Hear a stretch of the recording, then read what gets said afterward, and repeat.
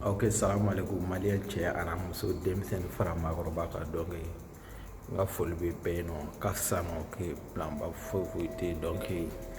bi base ye n bɛna bɔ ka kuma snapper kɛlɛ zanfɛ kan donc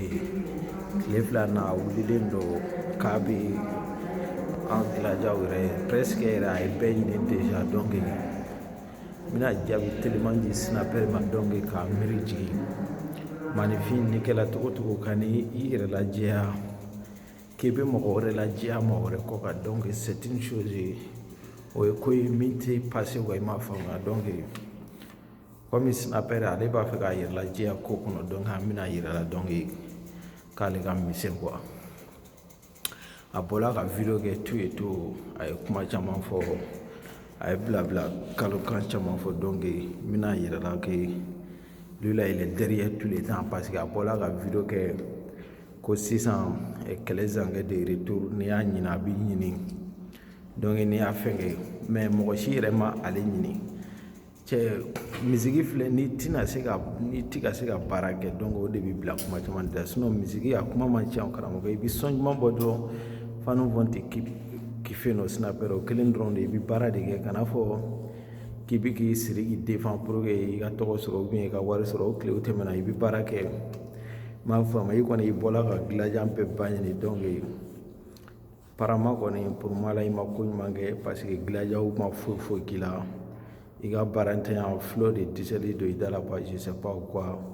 i kɔni bɔla ka kalokan caman fɔ ka dilanjan bɛɛ ba ɲini un vrai rappeur il peut pas inciter les fans parce que an dilanjanw n'an bɛɛ ko k'an bɛ ɲini segin ma donc snapper a bɛ k'i bolo baara de donc avant que tu parles faut réfléchir d'abord quoi m'a faamuya i dusu ma bonya cogo jamakulu i kelen dusu tɛna se ka bonya n'olu ta ye quoi dilanjan filɛ mali complet de don sisan i m'a faamuya o kelen don a tɛ tiɲɛ k'i bɛ k'i yɛrɛ lajɛya ko Ibowani a ye sadi ta kɛsiti sababu la Ibowani taara Amérique ani Sidiki Kante ka taa pour que Sidiki l'a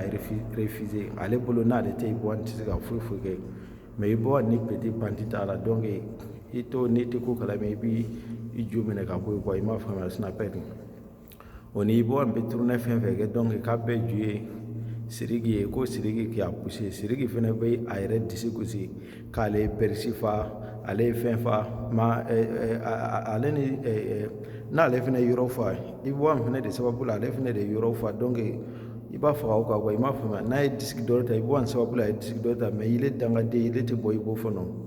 il tɛ bɔ Ibo fɔ Sidiki de ye wari di ma sisan k'i bila Ibowani na snapper an ka taa dɔrɔn cɛ n'an bɛ taa an bɛ se de an bɛ yan de an blindé ma an tɛ jɔ yɛrɛ bilen i m'a faamuya n'i y'a fili kana bi dɔrɔn sini bɛɛ o kelen don an bɛ jaabi quoi i m'a faamuya donc i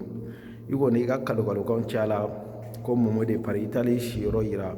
donc o siyɔrɔ ko olu tɛ koba ye donc o t'anw ka ko ye quoi i m'a faamuya rappeur i bɛ jɔ yɛrɛ de kɛ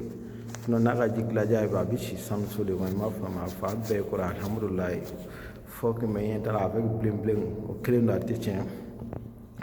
m'a faamuya donc i bɛ don ko kɔnɔ k'a sɔrɔ yɛrɛ e ni Ibowani delila ka sɔn kelen bɔ i ni mɔgɔ ye sɔn bɔ kana na ko mɔgɔ wɛrɛ ye wari d'i ma k'i b'a fɛ k'o tigi k'i jugu ye bi donc i bɛ baara de kɛ dilanjan y'a da de ye album bɛ nalen de o de la ɲɛ tɛ ala ye affaire de Sidiki Jabate ani Ibowani ka album bɛ ka mɛn sira la album bannen don mais si t'a fɛ k'i ta bila siɲɛ n'o Ibowani y'a ta bila bi Sidiki b'a ta bila o dugujɛ n'o Sidiki y'a ta bila bi Ibowani kɔni bɛ se k'i sigi dɔɔni mais apparemment yɛrɛ Sidiki ka album yɛrɛ a tardilen don min na yɛrɛ n bɛna can de fɔ maliyɛnw a sigilen don dɔrɔn ka Ibowani ka album kɔnɔ parce que a b'a fɛ Ibowani na baara de ka kɛ fu ye n'o Ibowani y'ale album bila bi dɔrɔn o dugujɛ bɛɛ a b'a ta bila o su kelen yɛrɛ bɛɛ o Sidiki de ŋaniya de sinon Sidiki ka album a banna traité la a baara bɛɛ banna sisan mais n'o Ibowani ye voyage kɛ a fana bɛ voyage kɛ k'a bɛ album ko la k'a sɔrɔ a tɛ album ko la yɛrɛ karamɔgɔkɛ a bɛ ɲɛngoya ko de la i m'a faamuya donc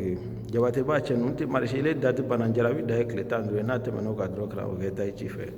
donc Jarabi mɔgɔ an t'o la n'an ye Jarabi yɛrɛ an falen ko yɔrɔ min na dɔrɔn an b'o tigɛ ka fili i m'a faamuya o kelen don a tɛ tiɲɛ c'était un petit message pour donner snapper kɛlɛ zanka avec des musiques ɲɛngoya min b'i golo la i bɛ jɔ bɔ la quoi i bɛ yɛlɛ album di fanu ma album banna mais i bɛ ka Ibowani di ma kɔnɔ Ibowani ka ta ca anw de ta tɛ ci dɛ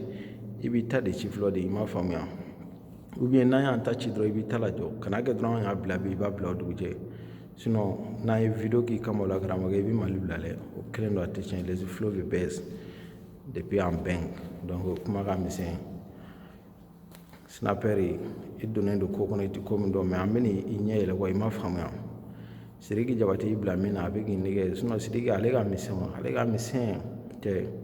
n ko Ibuani de don den barikalenw dama dama de bɛ yɛrɛ cɛ an baw ka dugawu bɛ su ani tile donc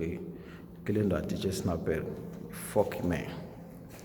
snapper kɛlɛ zankɛ donc i b'i bila a kɔnɔ quoi i tɛ foyi kalama ko ninnu na donc i b'i poser snapper tellement que je suis trop fâché à cause de cela j'ai obligé de faire cette vidéo pour te donner un petit conseil si tu l'as pris donc